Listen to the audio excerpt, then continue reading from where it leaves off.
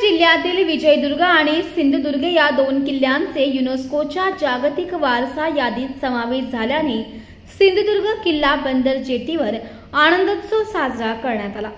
फटाक्यांची आतिषबाजी करत, जिलेबीचे वाटप करत छत्रपती शिवाजी महाराजांच्या जयघोषात सिंधुदुर्ग जिल्हा प्रशासन, मालवण तालुका प्रशासन आणि शिवभक्तांनी हा आनंदोत्सव साजरा केलाय। जिल्ह्यातील दोन्ही किल्ल्यांचे युनेस्कोच्या जागतिक वारसा यादीत समावेश झाल्याने अत्यंत आनंद होत असल्याची प्रतिक्रिया प्रशासनाच्या वतीने निवासी उपजिल्हाधिकारी मच्छिंद्र सुकटे यांनी दिली। तर महाराष्ट्रातील 11 व तमिळनाडूतील एका किल्ल्याचा समावेश युनेस्कोच्या जागतिक वारसा यादीत झाल्याने महाराष्ट्राला नव्हे तर भारताला अत्यानंद झालाय। ही अभिमानास्पद बाब असल्याची प्रतिक्रिया सिंधुदुर्ग किल्ले प्रेरणा उत्सव समिती अध्यक्ष गुरु राणे यांनी दिली। प्रशासनालाही प्रचंड आनंद आहे आणि त्याचबरोबर आपण इथे पाहतात सर्व सिंधुदुर्गवासीय ह्या घोषणेमुळे खुश आहेत। युनेस्कोच्या यादीमध्ये आपल्या महाराष्ट्रातील 11 किल्ले आणि तमिळनाडूतील जिंजीतील असा 12 किल्ल्यांचा आणि त्यातला विशेष आनंद होतोय की आपला सिंधुदुर्ग पर्यटन जिल्ह्यातील दोनही दुर्ग विजयदुर्ग आणि सिंधुदुर्ग हे युनेस्कोच्या यादीमध्ये समाविष्ट झालेले आहेत। त्याच्यामुळे सिंधुदुर्गवासियांना खूप आनंद झालेला आहे। नक्कीच आज फक्त प्रेरणोत्सव समितीने तर महाराष्ट्रातले तमाम शिवप्रेमी, तमाम शिवसंघटना यांना प्रचंड आनंद झालेला आहे। कारण ही गेल्या काही वर्षाची आमची धडपड होती। महाराष्ट्रातल्या सगळ्या शिवसंघटना जे किल्ल्यांवर प्रेम करतात, गडांवर प्रेम करतात, अशा सगळ्या लोकांची तपश्चर्या आज फळास आली आहे।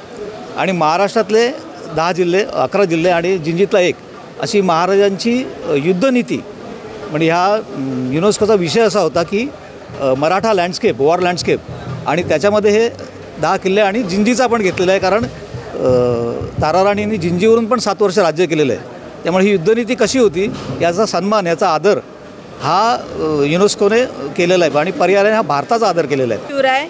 आजचा दिवस हा सगळ्यांसाठी, सगळ्या शिवप्रेमी असतील किंवा पूर्ण जगावर ज्यांच्या युद्ध नीतीने ज्या जगाने त्यांचं फॉलोअप घेतलं असे आमचे छत्रपती शिवरायांना आज 12 किल्ले जे जगाच्या युनेस्कोच्या यादीत आले, स्थापत्यशास्त्र म्हणजे युद्ध करताना किंवा दुसऱ्या इतर राज्यांवर कॅप्चर करताना महाराजांनी जे किल्ल्यांची स्ट्रक्चर उभारणी केली ती उभारणी अशा पद्धतीने होते की कित्येक वर्ष आज आपण बघतोय 400-500 वर्ष पूर्वीचे हे ऐतिहासिक असे हेरिटेज उभे आहेत। अगदी आपल्या जलदुर्ग म्हणून ओळखला जाणारा आमचा सिंधुदुर्ग किल्ला जो अरबी समुद्राच्या मध्यभागी असा उभा आहे आणि त्याचं आज युनेस्कोने आणि इतर सगळ्याच संस्थांनी याचा आवाज उठवला होता, शिवप्रेमींनी आवाज उठवला होता।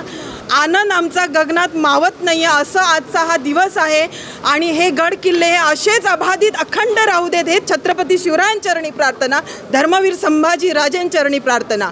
छत्रपती शिवाजी महाराज की जय, जय भवानी।